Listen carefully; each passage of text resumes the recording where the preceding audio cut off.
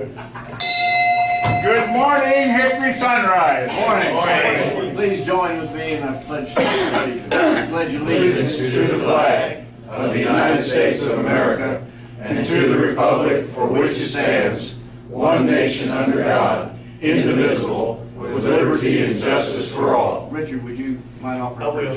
Dear Heavenly Father, thank you for this day. Thank you for even the coldest weather that we've got. It feels refreshing and good. We ask you to be with us around these tables, dear Lord, as we think about doing the will of those who need it. And we have a service above self that wants to do that too. So be with us, dear Lord, and all this week and all that we do for you. For in Jesus we pray. Amen. Amen. Good morning, Rotarians. Morning, Wayne. Morning, sir. Morning. Everybody's fine this morning. Morning, Mr. Good morning. Good morning. Good morning. All right, we're covered. Good morning. Good morning. All right. First of all, we've had a request from one of our members. Just to have, morning, Steve, I need $1. Put it all out. We've had a request from a member for an announcement. And I think, Lynn, you have a statement, announcement you want to make concerning things. There you go, Wayne. Well, first of all, I brought this bucket this morning, and I need to apologize to everybody because this is the biggest bucket I could find, okay, so I can use the help. I have some issues, and I need the club's help. I have an automobile, and I need to take it to Auto Fitness for sure. Oh, my goodness. I don't think the bucket's big enough. You're at the end of the red. I am going to find him. You call him $1,000. I need $1. I don't care what you're going to do. Okay, that's fair. All right, that's good. All right. That'll cost you breakfast. All right. Yeah, Lynn pays for breakfast now. Yeah. Bob Striker, how long have I known you? I'll just get my dollar out. Okay, I have to have another one. All right, I received this. That's a in the cute mail. card, isn't it? Yeah, and that's Yeah. up to base. Postal customer, not to me. Sent to the house. Another one. Okay, Say it ain't so. you know, it's unreal. I get it, but no. Can we not just move on? Not yet. That's sort of like those ambulance chasing lawyers, right? Yeah. Same difference. We put that in your mailbox. I got plenty of things. Here's the other one. One free labor for a year. How come I don't get one of those, Bob? Free labor for a year. You're on the list. Yeah. All right, here's the other item. I had some neighbors talk with me with a complaint. Okay, there is a mysterious black pickup truck. It's coming down 6th Street and starts blowing the horn all the way down 6th Street, past my house. And they've asked me, you know, they said it seems to start close to your house and ends after it passed your house. Is there anything that you know about it? I said, no, we have some people driving under the influence and all that. You just have to accept it. Do you know anything about that? Is that the entire truth, Wayne? It is the truth. Do you want to tell them where that starts? And who started it? And who started it? At 4 o'clock in the morning. No. It doesn't matter. He doesn't need to change the gun. Oh, yes. Hey, this ain't your fight. This ain't your fight. He started it. I started it. Yes. There's an ordinance, there's a city ordinance. You're right, there is. I know, Yes. but it's the neighbors are getting involved. You're right, so am I. Yeah. He doesn't have any neighbors. I know. All right. Rick. Yes. Okay, 2 things. Yes. Okay, I need at least $2 from you right now. One, Before I even start talking. yes, one on the program. I was confused about the program. Yeah, so was I. Okay, now, we visited Starset. Correct. Okay, all right, but you sent a memo out, rather than Starset, it's Star, S-T, you misspelled it twice. Oh, no. Yes. Say it isn't so. Yes, it is. Right here is evidence. He's a retired educator. Okay. How do you spell it? It's S-A-R. S-A-R. S-A-R. Yeah. Star. Oh, well, that's too lucky. That's right. Good, Jenny? From an educator, yes. Jenny, just put the money out, please. I need to see you. 17. Ring the bell. The bell sounded. That's all right. Say word. Stagger, let's Stagger stagger, five. let's stagger, he's talking in the ear. Just Why pay your would you get a five. fine for that? I'm gonna come find it, it's gonna be quite a bit right now. Okay. All right, now, anything else come before the club? Since Jenny made it, I thought I was gonna go to her place. I wanna pass this up one side and I'll pass the other one up the other side. The guys who attended Rilo with Jen, have their theme pins arrived. And I wanted everybody to say, they're absolutely gorgeous. They're just gorgeous. And you ought to take a look at them. The program's got a little class, So they gave kids just regular rotary pins until they ran out. Yeah. And then they ran out and they said, well, we'll just mail everybody This is what they were supposed to get. a pin. Okay. They gave them, you know, the pins that you get for the year. Oh, well, that's cool. It is, exactly. It That's is very just cool. that. Yeah, I'll get them too. In fact, that Max coming today. You're getting them by Pony Express. Gary had Sanders mail it to Donald, who sent it by courier to me, so you got it, because I finally figured out who can have it. I thought maybe we'd have the guys in and introduce them, but that's fine. Well, getting them in right now would be Yeah, very tough hard in the to final fix. time, I know. So anyhow, there's those pins, they came out great. All right, ladies and gentlemen, I had indicated to you that we had a club assembly today, And that's what we're expecting. because today's my program, and I even have a folder for each of you that you're still gonna get. However, I'm responsible for today's program, and a while back, David Laws and I had communicated, and he agreed to do a program today, and I didn't write it down. When he called me this morning, not sure where to meet, I thought, uh-oh.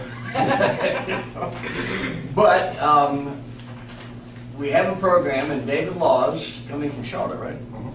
David is with the American Red Cross. I'll let him tell you a little bit more about himself, but I met David during our planning for the stand down. And Red Cross has been helping us for years in the stand down, and I'll just let David take from here. Please welcome David Laws. Okay, well, Rick said everybody talks from over there, but it seems like this is an easier way to do it. Okay, well, yeah, Rick was also on the board of this chapter right here, the Blue Ridge Piedmont chapter, so I met him there as well.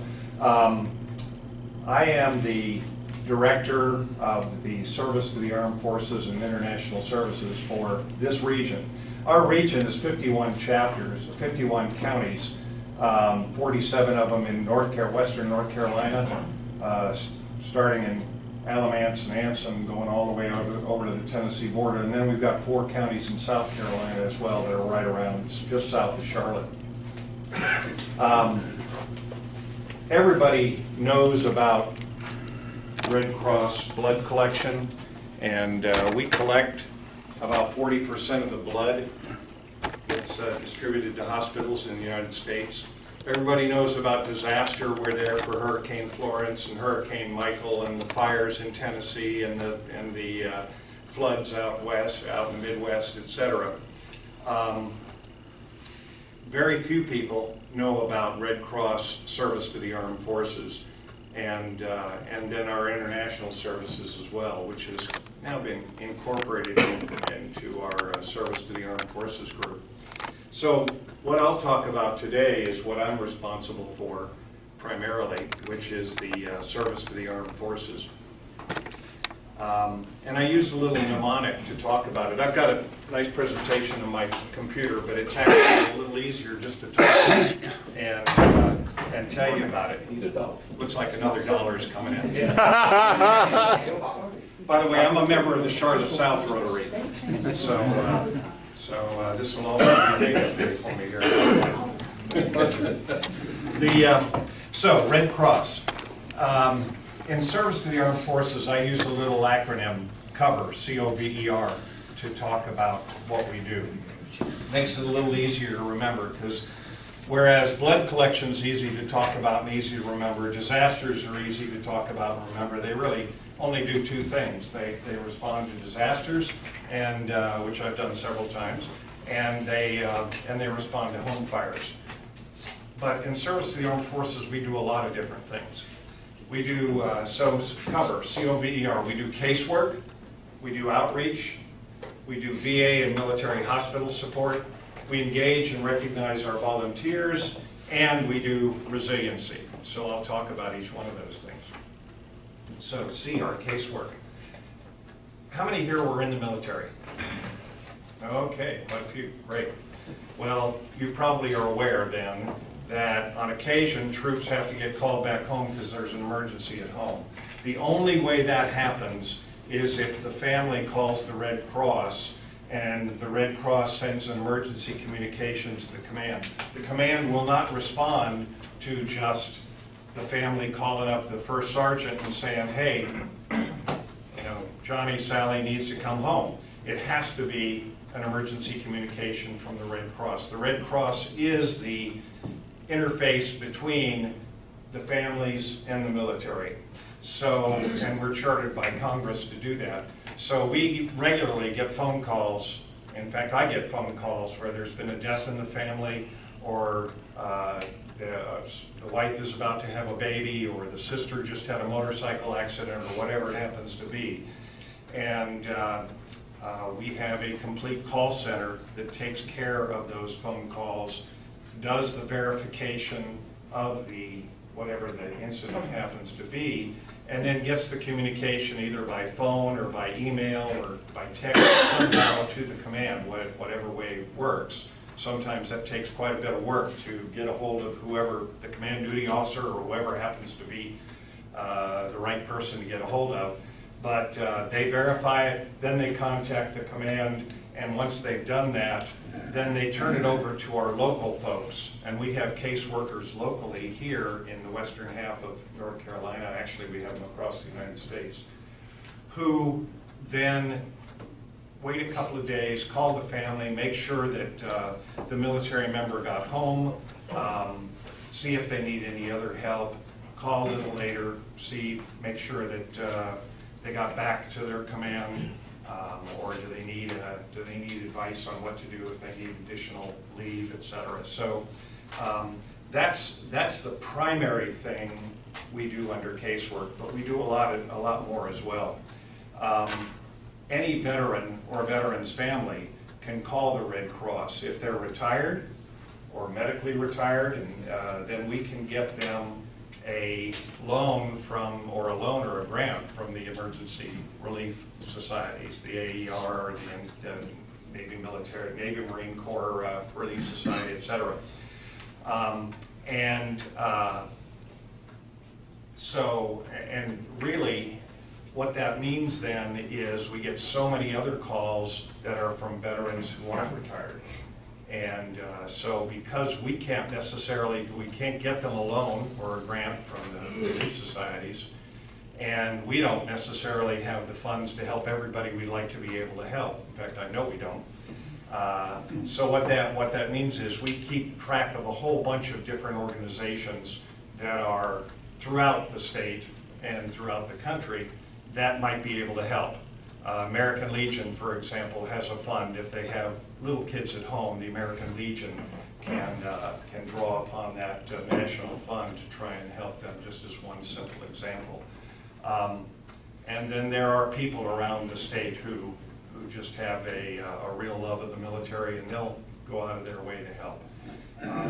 We have on the board of another organization that provides service dogs. So it just, there are lots of different organizations around our state that really help veterans. So we keep track of those so that when somebody calls in and they have a need that can't be filled by the Red Cross, that we know who to go to try to help them. On top of that, we go to, you may have heard of MEPS. Those in the military may have gone to a MEPS. It's a military entrance processing station. It's where you go to fill out your paperwork before they say, okay, head off to boot camp. And we are at the MEPS every time shippers, is what they call the new people coming through. Every time those shippers come through, we're there.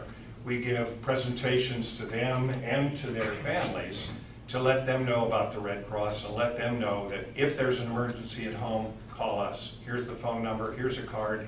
We then collect emergency contact cards from the shippers, and we send off literature with the phone number to call to them, and then we give them, our workers, our caseworkers give them a call to just remind them. Don't forget, Red Cross, if there's an emergency, is the main message we want to get across. So that's our casework, that's the C. O is our outreach. Well, today is one example of that, just getting out in the community and letting people know what we do in service to the armed forces. But more importantly, we spend a lot of time with the National Guard here in Western North Carolina, and we spend a lot of time with the reserves and with the recruiters. We make sure that they get access to CPR courses. We make sure that when they're getting ready to deploy, they have what's called a yellow ribbon to gather all the troops and their families together, let them know what deployment's going to be like, make sure they've filled out their wills and signed all the paperwork they need to sign, taking care of all business at home before they deploy. And then when they come back, there are yellow ribbons to welcome them back, to get the families back together, to try to heal any wounds, if you will, that exist from their deployment, and try to make sure marriages stay solid, etc. We are a part of both of those. We go to those and we give some of our mental health workshops that I'll talk about in a minute. So we do that. We go to VFW picnics and help serve hot dogs and things like that. We just get out into the community. Our volunteers get out into the community. I didn't mention, by the way, I am the only employee in service to the armed forces and international services in Western North Carolina. Everybody else is a volunteer. So all of the people who actually run all of these things I'm talking about are volunteers. They're the leaders that I work with to get this job done. So that's outreach. It's getting out into the community. It's helping the National Guard, helping the reserves, etc. The V is for our VA and military treatment facility support. We have out here, we have Asheville. Over on the other side of the western side, we've got the Salisbury VA Medical Center, and then we have several outreach clinics. We've got a clinic here in Hickory. We've got a clinic down in Rutherfordton. We've got a clinic out in Franklin. We've got a clinic, actually two clinics in Charlotte, one clinic up in Kernersville. So we've got lots of different places that veterans can go to get treatment. All of those have primary care. Some of them, like Kernersville and Charlotte, go a lot further. Even outpatient surgery is done in those two. And then the smaller ones really just handle the primary care.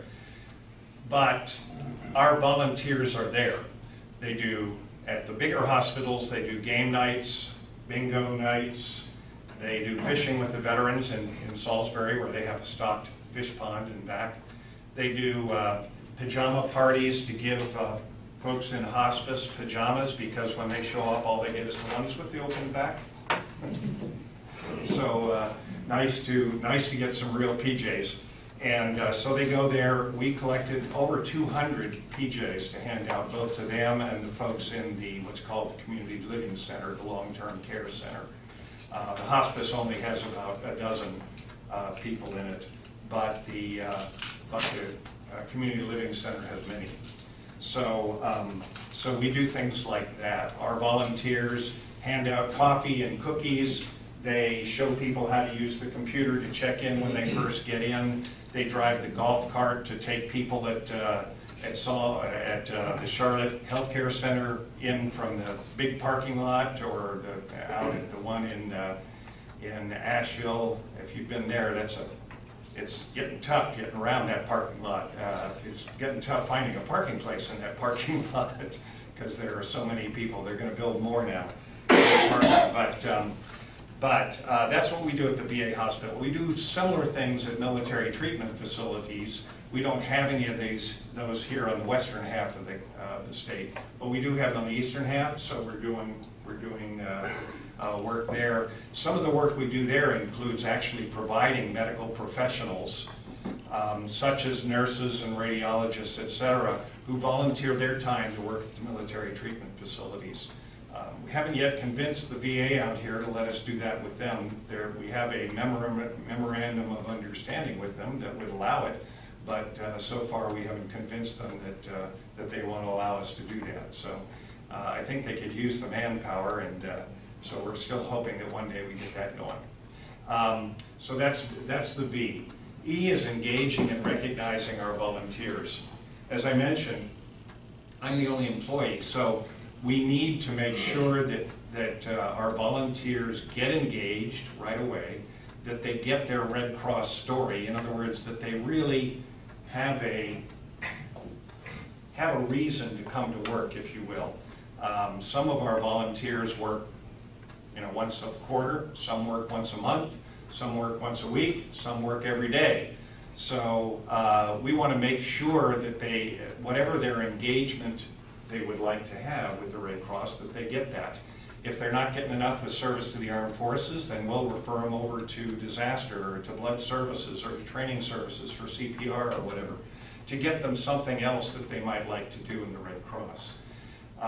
We also recognize them with, of course, certificates and pins and various other things, and just making sure to know that we really, really appreciate their support. Because we couldn't do what we do without them. 90% of the workforce in the Red Cross is volunteer. So it's critical that we make sure that they know how important they are. So that's our E. The last one, R, resiliency, stands for our mental health support that we provide to military, to veterans, and to their families. This started off long ago with a course called Coping with Deployment that was given to troops and their families before they left for deployment. And it just really talked about the difficulties of deployment, the difficulties that the families would face at home. A lot of these, as you would expect, a lot of these kids are very young, just married, might have one child, and all of a sudden the husband or wife is heading off, and whoever's left has to take care of everything at home. Everything at home. And so that was the reason for that course. What happened next is it was pretty quick to realize that when they got back, there were real problems. PTSD, you all know about, post-traumatic stress disorder or injury, PTSI, there are various names for it depending upon who you're talking to, but the basic problem is just the difficulties of returning from the trauma of war. And so we started some additional courses. We also recognized that divorce was a really severe problem for troops coming back. That relating to your kids was a problem. The husband has been gone for a year and he comes back and he expects to walk back in and have his two young kids grab him and hug him and whatever, and his wife say, okay, I had it, but you got it now. And instead his wife says, I had it, I still got it. I'm still doing everything. Why would I give it back to you? Because I've been taking care of all of this. His kids don't know him. It's really, really difficult. I think it can be even more difficult for wives when they go and they come back, because they are even more emotional and have a stronger, in general, have a stronger tie with the kids. They come back and all of a sudden the kids are clinging to daddy and don't even know who mommy is.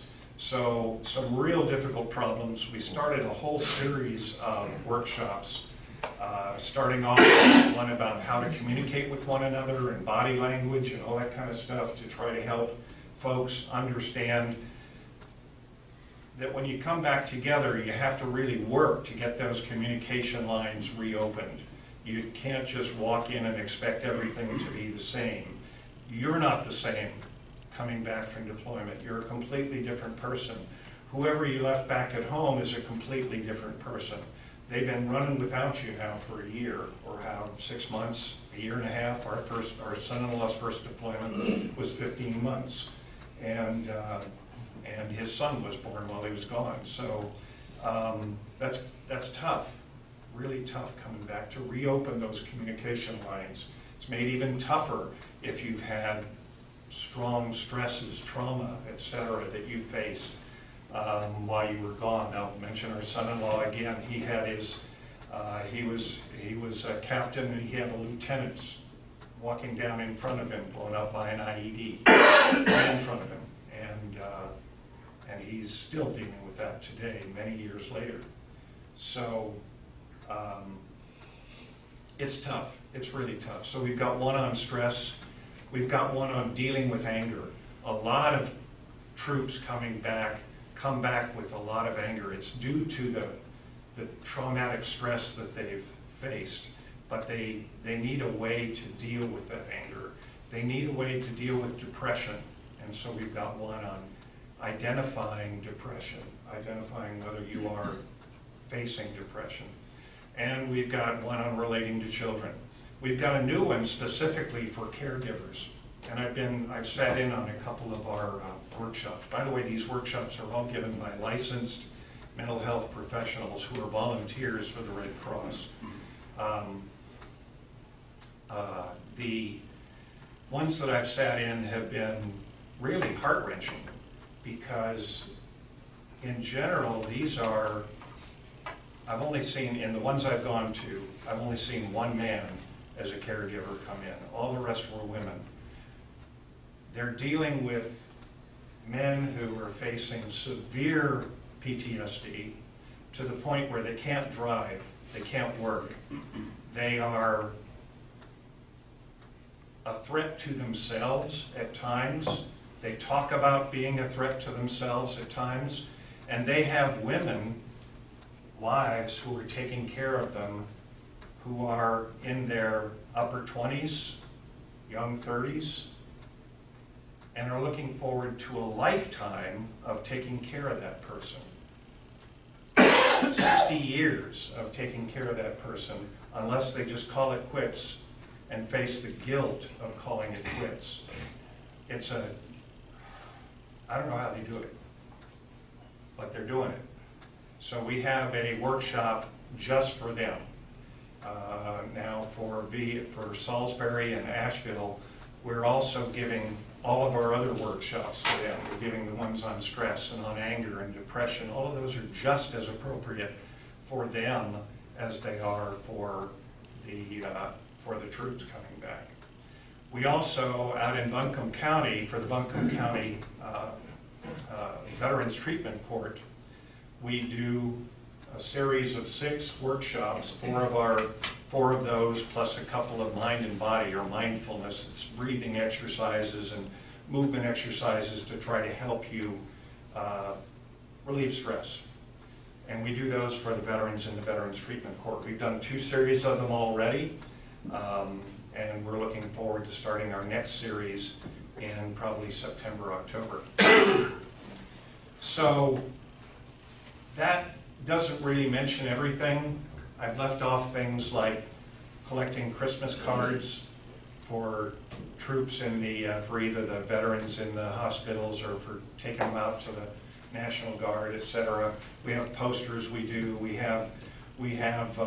collect Christmas gifts, and we have families and companies that will adopt a family and provide their Christmas for them. These are families from the National Guard and Reserves that their first sergeants and chiefs, etc., get us the information about, so that we know who is in real need.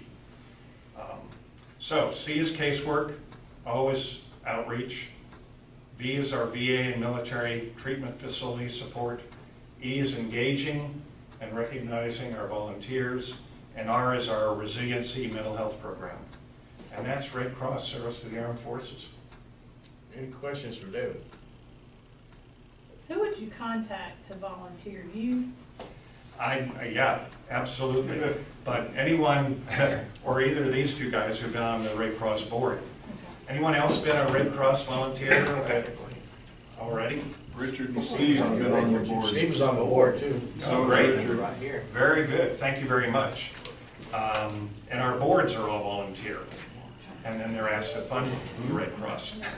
So they're volunteer and ask for funding. Of course, that's what you always do when you're on a board.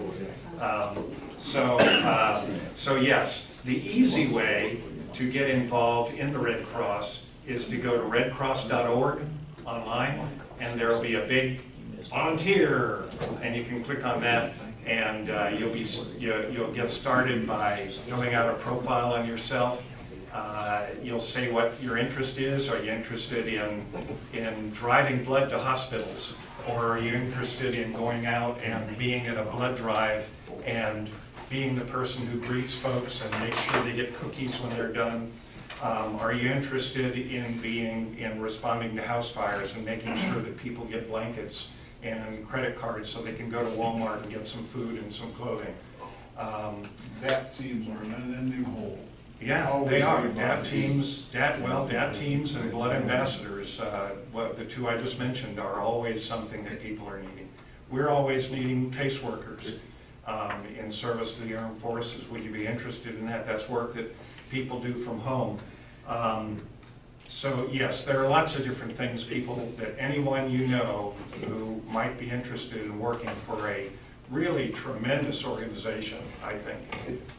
Having been with them for 3 years now, I'm still just really thrilled to be a member of the Red Cross.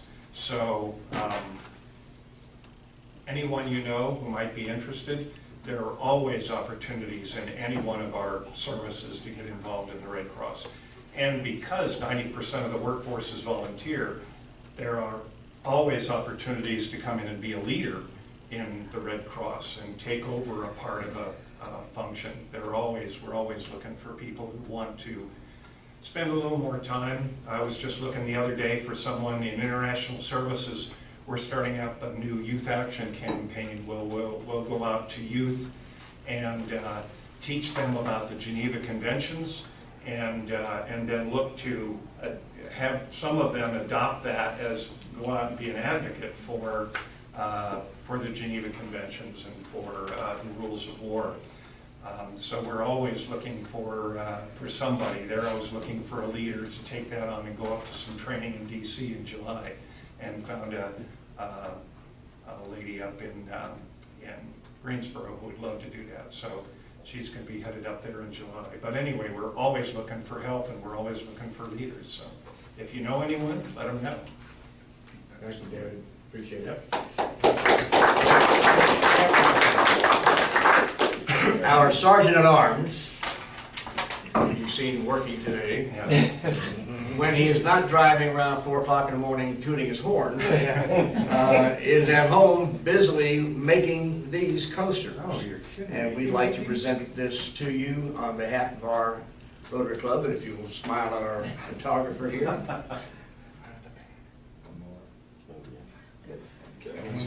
Thank you very much. This is very there, nice. right? Thanks. Well, you got the flag. He got the flags. You got the flag. He took the flag. David, thank you, my friend. Appreciate it very much. Absolutely. By the way, I'm the sergeant at arms, and I don't do anything like this. So I'm going to have to work a little bit. You really don't extort money either, right? I do, but maybe in a little kinder way. Okay, see? I have some information I need to share with you, so just take a folder, Well, the teacher has come out. pass it on down. Get a phone. In Phil's absence, I'm going to ask you to throw a bucket in the cart bucket, because there's a couple clubs that still kicking our butts on cart. Not many, but some. You can also add to the Seymour bucket. Yeah, help them get wheels. There's not enough money in here for that. Not enough money here for that. What is this? It's You homework. should have been listening instead of How come you talking. gotta get the red one? The reason you have two ears, you're supposed to listen twice as much as you Start talk. up. Left and here, that's left of it. You better have a hook. By the way, that doggone Phil is up in the mountains with no internet and no cell phone, and I need him to sign the release on our DDF for Rise Against Hunger. But DeWitt promised to get with me today and we'll figure out how to alias his extension.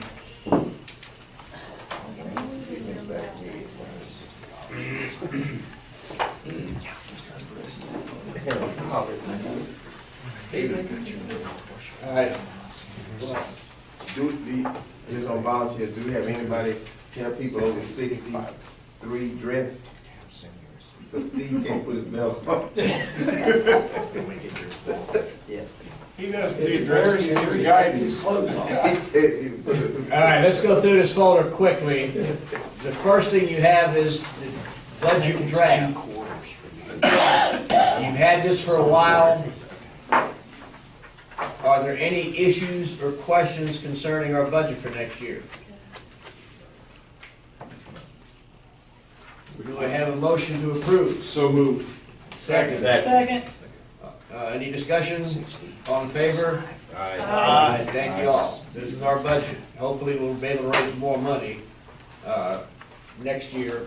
We only have one fundraising thing scheduled so far. That's the dance on October 3rd. So we'll talk about other things that we might do some other time. In your folder is the latest what we have of our strategic plan. It's been updated a couple of times. I won't go over it now, but I want you to know that I want you to be able to have a copy so that we will go over various and sundry our different goals, our membership and fundraising and projects and so on and so forth. And I forgot to put one thing in there, and that's the committees. I've already sent that out. If you've not yet been on a committee, we'll talk about that. The Do You Just Belong, I've gone over this before, but I want you to have a copy of that. That's the last sheet in the folder. And that's just a reminder to say, you know, are you a member who's doing something, or are you just somebody who just shows up? And fortunately, we have a club where people do stuff. And I want to make sure that's the kind of people that we ask to come into the club are people who are willing to work. Next year, then I'm taking over as president for next year, I promise not to work anybody to death. I don't want a big burden on any one particular person or any 2 or 3 people. We don't have an executive committee because we're small enough to be the entire executive committee ourselves. So if there's an issue, we can talk about it, whatever it is. And be as transparent and open as we possibly can be about things. I am working on a program schedule for next year. I'll continue to do that even though I'm president, since I've got the matrix and everything set up, I'll keep doing that. And I will get that to you before our end of year meeting in June. I want to give you an update on the polio thing. And this, what I have here, is a narrative that we put on for our polio grant for the district. And if you bear with me for just a second, I'll read the narrative. The community around Hickory, North Carolina in 1944 set up a polio treatment clinic in 54 hours to manage a polio epidemic in what has become known as the Miracle of Hickory. The effort of the host community and the medical establishment was instrumental in leading researchers and clinicians to an understanding of the cause, identifying the polio virus, communicability, and effective treatment of the polio virus. Hickory will celebrate with the world and the Rotary community in 2020 the effective eradication of the polio virus in the world. However, 2019 marks the 75th anniversary of the Miracle of Hickory, and area Rotary clubs plan to pool their resources and efforts to commemorate that event in September 2019 to help the community see its key role in the successful fight against polio. The Rotary Club of Hickory Sunrise will partner with the city of Hickory in moving a monument that currently exists from downtown Hickory to the site of the Miracle of Hickory. The Rotary Club of Hickory Sunrise will also partner with other area Rotary clubs in sponsoring a mural depicting the efforts of the medical caregivers that worked to provide a 97% success rate among the children who attended the Hickory Hospital. That success rate far exceeded the national average and constitutes a second miracle. The mural also depicts an integrated scene showing a Caucasian nurse caring for an African American child. An integrated hospital in 1944 North Carolina is the third miracle. It is also significant to note that Hickory has a community Rotary Club comprised entirely of survivors of the polio epidemic in the Hickory area. The effort to commemorate the Miracle of Hickory is a joint effort of area Rotary clubs and several non-governmental groups to raise pride and awareness of this event in the Hickory area, as well as to make everyone aware of the progress in the 30-plus year effort of Rotarians worldwide to eliminate the polio virus. The project in total will come to $30,000. The Rotary Club of Hickory Sunrise wants to provide $2,000 with a matching DDF grant of $2,000. This amount will be our part of the resources pledged by area Rotary clubs. Our club members will participate in the placement, landscaping, and incidental cleanup pickup around the site and work toward creating a kiosk on the site of the Miracle of Hickory, which will tell the story of a community effort to build a hospital in only 54 hours for children with polio, of a phenomenal success rate in treating these children, and a community that cared for children of all races during a time when such concern was not the norm. That is the narrative for the grant. I want you to be aware of that, and Bob and I worked on that. The monument has been moved already. All right, the city of Hickory's taking care of that. I'll be meeting with Warren Wood next week to discuss how we can be recognized as a club. Since we had that idea, but we didn't have the idea of moving a monument. We had an idea of a monument. In my discussion with Warren, he was talking about moving the obelisk, and I said, well, we want to partner with that. He said, that's fine. We didn't have to do any moving. They took care of that. So how can we get involved? That's I'm going to talk to him about that. The mural, and you've all had a copy. You've all seen a copy of that. There's some debate and discussion among the city council. One council member doesn't like the drawing. A majority, I think, most of the others like the drawing. They don't want it on the wall where we are proposing downtown, across the other murals on Union Square. They're saying that they would like to make the site of the hospital, Miracle of Hickory site, as a destination location for people on the River Walk and City Walk, whatever. That since the obelisk is there, a mural could go there, the kiosk and everything can go there. I don't have any issue with that necessarily. But I also like the wall area there because people downtown can see that and can see the mural and it can direct them to the kiosk or something like that. But the council, right now, we are told, is not in favor of it there. Next Tuesday night, a group of us are going to speak to city council. My role in it is to share some of this, not verbatim this, but the part of the three miracles. I was one in the committee, and I said, you know, it's more than one miracle, three miracles in my mind. And when I shared that, they said, well, would you mind sharing that with city council? I said, I'd be glad to. Because to me, it's a big, big, big picture, big story that many people here don't know anything about. And we need to share that. So that's where we are right now with it. As far as the money, we'll submit the grant before next Monday. And I'll continue to talk about what buttons have to be pushed to make sure everything is taken care of there. We're going to send a copy of the book Miracle of Hickory to Ken Burns to see if we can do some sort of retrospective on it. You know, I heard WFAE, you know, they do this podcast thing called FAQ Charlotte, where people put in a question they'd like to know about Charlotte or whatever. And actually, this last one, I haven't listened to it yet, I just heard them talking about it, is the Miracle Hickory. Okay. I don't know if they interviewed Richard or what for it, but it's, I thought it was interesting that they were doing, and they did talk about, somebody had asked the question, saying, what is the Miracle Hickory? They'd heard it, which plays to what you're saying about people don't know. Yeah. So I intend to listen to that. When Scott Owen and I went to city council about 3 years ago just to start talking about this thing, nobody in that office had ever heard of it. And they were all younger people and stuff. But when you talk about a 97% success rate, you know, only 3% of the kids didn't make it. That's phenomenal. And it's because they were using the Sister Kenny method at that time. Which were encountered in conventional medical protocol at the time. I'm obligated to do this.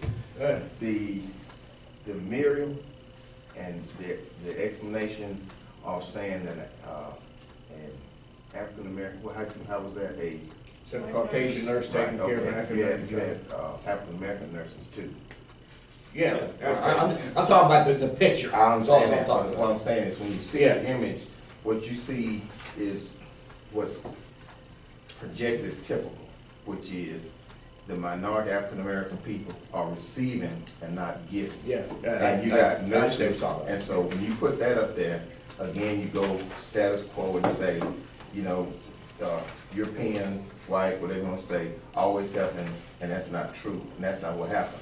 So there's no mention, nor is there no anything about the people that gave service to, that were of color, that gave service, is received. We see that all the time. And so I have to say that, and probably, and you were the educator, okay? So we talk about, always talk about helping the minority, and they don't have role models. They have role models, but they're not projected. They don't get to see them. They don't let everybody else see it. Not, oh, really? Yeah, that was nurses, registered nurses. They help not just, they have white, the black help white, and white help black, everybody did that. But there's nothing in it that says that, but it says that the Europeans help the African American people, and that those kind of things project the wrong image. And I'm speaking from experience because every day in my office I got 3 assistants, and I'm the only black in there, and little kids say, is that my dentist over there? Because they don't know that the black man can be the dentist. And this is 2019. Yeah. So I'm obligated to make you aware of that because that's well, and it would be better to have 2, really. Yeah, that's right. Say what now? It would be better to have something else. to have both, to have like a black nurse and a white nurse and mix right. children and so on. That's not the truth. Because of the same. And that's not. And the In Hickory, was that the case though? Yes, it was. yeah, it worked. And most of us have seen the video that Richard Eller put together, right, where he's interviewing African American nurses who came from New Jersey and stuff like that. They came down. One of them went to, some of our staff from the college went to Jersey and New York and interviewed a nurse who was 90-some-odd years old. Yeah. So absolutely, they were And here. in the kiosk, that could be on running. But that's a perfect example. Here she sits. You go I didn't know. I know, but that's what I'm saying. You sit here. Did you go up here? Mm-hmm. She sits here, and she didn't know it.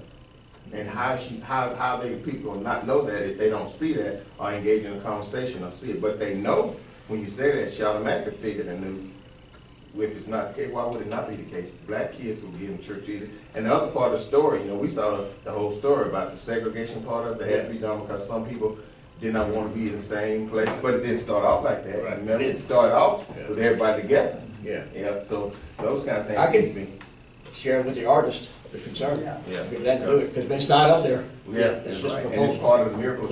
Yeah. Okay. Yeah. Easy to do. And so many times these things come out, as Mike pointed out, and the folks of color who were part of it never get the credit they deserve. And this is a prime example.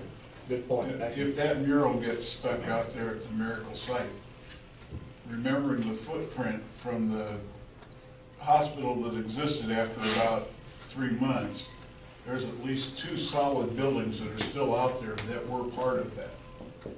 So we might find a wall there that would be suitable. And there is a wall there. Yeah. So what's their reasoning for not wanting it downtown? Don't know. We can't figure it out.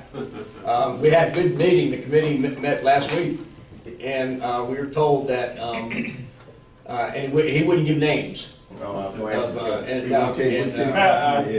mean, I can figure out, I can guess, but, Probably because it's on the side of the wine shop. well, not only that, my thinking is, and it's just my thinking, nothing to support it, but once any mural is on that wall, then you can't put anything else on that wall. And I know that there's some people thinking something better may come along, you know, and let's just make sure we get the right thing up there. Well, why didn't they think about that when they put the other one? Well, I don't have a clue, and that's just my opinion. Maybe because they thought, well, there's another wall. If they're not opposed to the picture, why are they opposed to it going on that wall? And we don't have an answer for that. Which is, I mean, why won't they give us an answer? I mean, Well, number one, they're not gonna say it out in public. Right, they don't have to. You know, they don't have to. They don't, and they don't city look at council, it. they don't discuss things behind doors, they do. But when they have an open meeting of council, there's no argument. They just sit and yay or nay. That's a privately held piece of property too, is it not? Is that? That's a privately held piece of property that does not belong to the city. It does. It does belong to the city. About that much of the wall belongs to that building. Right? I mean, I'm serious. Only about that much. $3 grand. Rest of the wall doesn't belong to the city. That may be some of the problem. Yeah. And do they want something else there? I don't know. The last thing I need to share with you is, I sent this out, end of the year awards.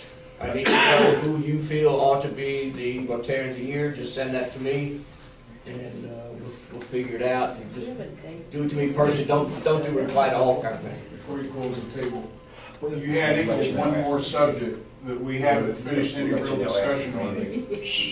The idea of a bus stop kiosk. Yes. We still have that under consideration. That's a phenomenal amount of money. Now, if you go from broke. And we're going from broke. I've already talked to Camille. What she wants to know is, where do you want it? And so, if time doesn't give us, we don't have enough time right now to talk about it, but our veterans group is going to kick in a bunch of money for it. All right? So, we'll be okay. We'll have the money. We just want to know where it's going to go. So be thinking about it. And it's going to be the big green solid one, you know, that's we offer protection and stuff. Well, the veterans bench in front of the church there. Baptist is what I'd suggested, because it's got the American flag and the veterans. Yeah. I don't know And by Viewline Baptist Church. Yeah. I don't know what the Jenny? church. What's the date for the awards ceremony? Date and time and place? It's Do the we have that? last Wednesday, I think, in June, I think we finally decided.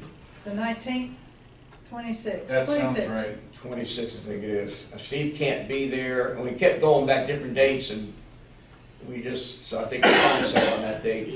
What time and where? 6 o'clock. I'm just making this up as I go along. Works for me. We having it out on campus. We're thinking about doing it on campus there at the, Workforce Solution Complex. Workforce, that big, we had that big meeting. Good idea. Glenn? Yeah, Club Assembly, the April financial report's Right on. going around, please. Yeah. The bank statement's going around, please look at it. If you have questions, let me know. Invoices went out. I know I'm late, but they went out via email to everybody, so that's why people are paying, because I'm collecting dues. Let's also, other business, let's also confirm who's going to Asheville, and are we pooling? If you are going to Asheville, stay here and we do the four-way test for 1 minute. Richard? One last thing about the Little Samaritan Mission, in terms of the bags, that's not gonna happen this year, but there is an alternative to that, so when I get a chance to, I'll mention that. If we wanna be a part of it. And I paid the $500 we budgeted to card, so anything over and above, I'll send a separate check to them once I determine I try to, if we've collected to make the 500 budget, anything over, then I send a separate check, but they have the 500 that we budgeted, so. Phil should have a number on that because of that matching thing he did. I sent the checks in. It's 8 o'clock. Stephen? All the things we think, say, or do isn't